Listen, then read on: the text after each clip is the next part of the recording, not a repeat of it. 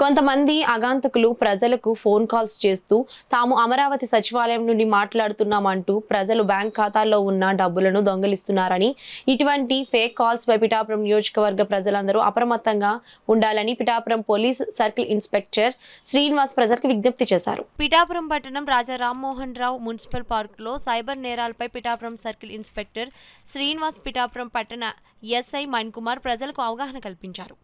Account number చెప్పడం కానీ, bank account number చెప్పడం కానీ చేయకూడదనేటువంటిది మేము అందరికీ కూడా విజ్ఞప్తి చేస్తున్నాము. ఎందుకంటే మన గ్రామాలు ఏవైతే ఉన్నాయో, గోకువాడ గ్రామంలో మీకు ప్రభుత్వానికి సంబంధించినటువంటి అమ్మఒడి రాలేదు, మీకు కంటిన్యూషన్ అవుతుంది అనేటువంటిది, మీ దగ్గర అకౌంట్లో డబ్బులు ఎంత ఉన్నాయి, మీ అకౌంట్కి నేనే ముందు ₹1 వేస్తున్నాను అనేటువంటిది చెప్పటం, ఆ అకౌంట్లో డబ్బులు తప్పున్నాయి అనేటువంటిది చెప్తూ మీ దగ్గర ఎవరైతే స్నేహితులు ఉంటే కనుక ఆ స్నేహితుల ద్వారా డబ్బులు వేయించుకోవాలనేటువంటి చెప్పి ఆ దగ్గర 35,000 ఆ బ్యాంక్ అకౌంట్ నుంచి డ్రా చేయడం అనేటువంటిది జరిగింది.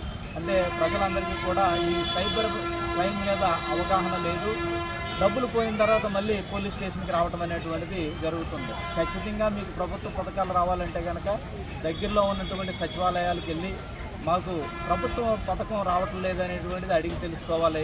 లేదు మీకు బ్యాంక్ అకౌంట్కి సంబంధించినటువంటిది ఏమన్నా వర్క్ చేయటం లేదు, ఆధార్ కార్డు అనుసంధానం అవ్వలేదు, లేదా నా ఏటీఎం పనిచేయటం లేదంటే కనుక దగ్గరలో ఉన్నటువంటి మీ బ్యాంక్ ఏదైతే కనుక బ్యాంకుకి వెళ్ళి తెలుసుకోవాలనేటువంటిది ప్రజలకి స్పష్టంగా చెప్తున్నాం అన్నమాట.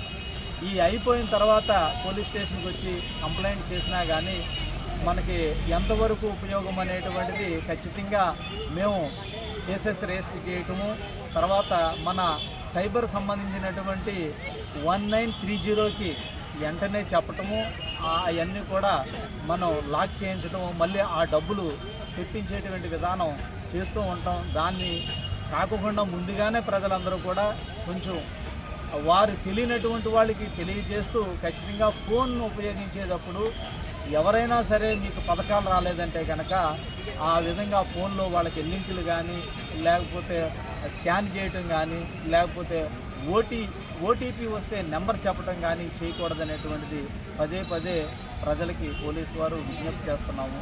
అన్ని పోలీస్ స్టేషన్లకి కూడా ఈ సైబర్ అవేర్నెస్ అనేటువంటిది మేము చేస్తున్నాం అనేటువంటిది తెలియజేస్తున్నాం.